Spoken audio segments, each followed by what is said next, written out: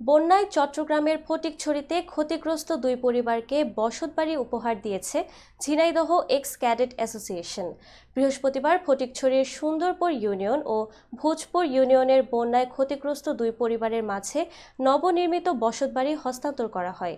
সামাজিক কর্মকাণ্ডের অংশ হিসেবে বন্যা পরবর্তী পুনর্বাসন কার্যক্রমের অংশ হিসেবে ঝিনাইদহ এক্স ক্যাডেট অ্যাসোসিয়েশনের অর্থায়নে এবং সেনাবাহিনীর লক্ষ্মীছড়ি জোনের তত্ত্বাবধানে বসতবাড়িগুলো নির্মাণ করা হয়। বসতবাড়ি হস্তান্তরের সময় লক্ষ্মীছড়ি জোনের zone commander lieutenant colonel Mohammad Tajul Islam সহ স্থানীয় গণ্যমান্য ব্যক্তিবর্গ উপস্থিত ছিলেন।